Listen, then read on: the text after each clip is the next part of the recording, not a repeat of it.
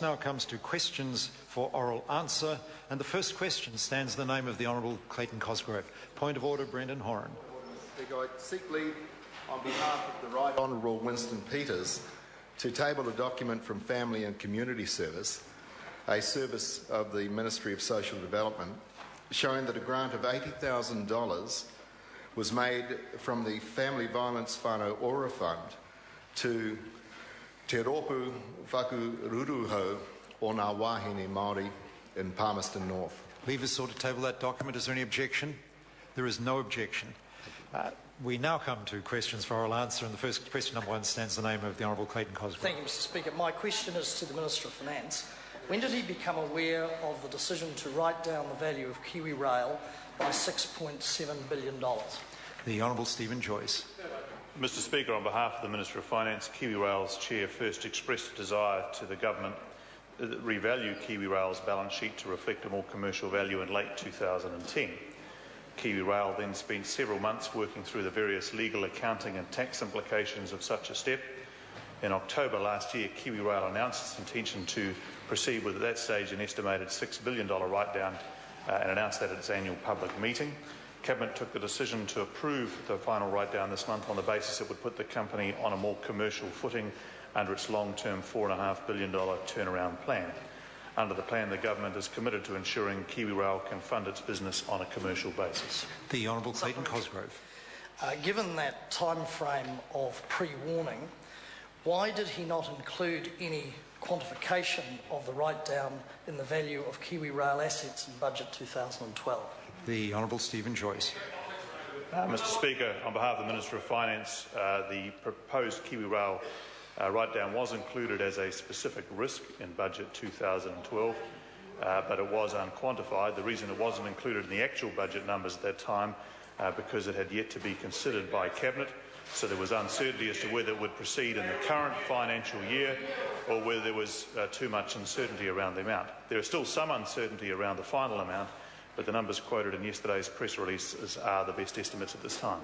The Honourable Clayton Cosgrove. So, Minister, why did he announce the decision in Budget 2012 with such specificity to allocate $250 million from the sale of Mighty River Power towards KiwiRail without the same form of transparency and specificity in quantifying the amount of the planned write-down?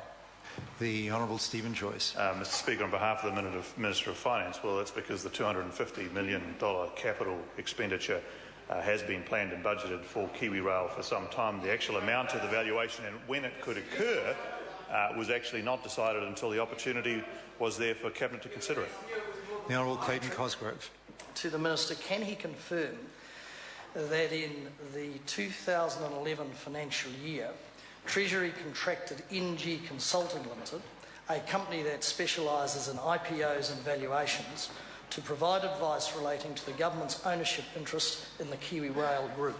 The Honourable Stephen Joyce. Mr Speaker, on behalf of the Minister of Finance, no, I cannot confirm that for him today, but I can confirm for him the government has no intention, nor does it believe it would be possible to sell KiwiRail. It was picked up by the previous government at a rather large price. It was revalued upwards, the different components, by the previous government, and this government is focused very much on a difficult turnaround plan, which is very challenging for the company and would be very surprised if somebody wanted to buy it currently.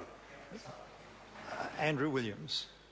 To the Minister, will he confirm that no financial consultants have been engaged to advise the government on a sale of KiwiRail or the land in the ownership of the New Zealand Railways Corporation to foreign interests? The Honourable Stephen Joyce. Mr Speaker, on behalf of the Minister of Finance, I can't obviously confirm everything he may have received, but I can confirm to the member there is absolutely no plans to sell KiwiRail.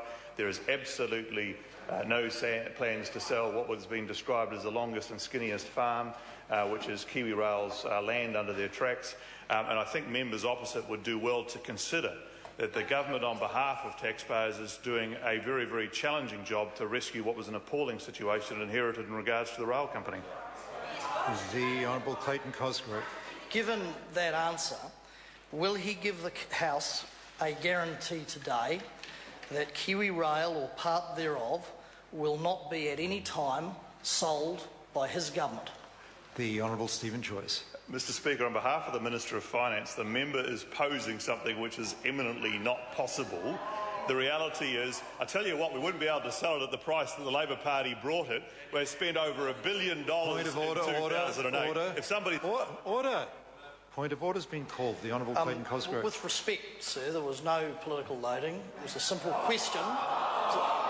Order. A point of order is being heard. It was a simple question, sir, that built on the Minister's previous two answers, that simply asked him, would he guarantee to the House that KiwiRail or part thereof would not be sold off at any time? It's a simple question. Whatever else he talked about wasn't and the member's absolutely right. His question was quite a simple question like that, and I thought the Minister had answered at the start in that he said it would be impossible to sell it, but then since he went on to add unnecessary criticism of the questioner's party, maybe the Minister now should answer the question rather than just leave it to assumptions. The Honourable Stephen Joyce. Mr. Speaker, on behalf of the Minister of Finance, I will try to answer the question for the member as follows. The government is focused on very much trying to recover some of the sunk cost in KiwiRail, that involves recovering some of the... Order. The question was a very simple question. It just asked whether the Minister was prepared to guarantee the government would not sell any shares or part of, or I can't remember the exact wording now, of that asset. And I can understand the Minister's desire to say why it might be impossible, but the answer is dead simple. The answer is either the government is prepared to or it's not prepared to. It didn't ask whether it was possible. It asked whether the government would sell, or whether the Minister would give a guarantee whether the government wouldn't try to sell any of it. The Honourable Stephen Joyce. Speaking to the point of order, Mr. I'll hear the Minister, the Honourable Stephen Joyce. Mr. Speaker, I was trying to provide some context as to why it would not be possible to do so, but if the Speaker would prefer me not to provide that context, it's just that normally ministers do get the opportunity to provide context to the answers to their questions. Well, order. Normally, context, the Speaker is perfectly happy to see ministers do after they've answered the question.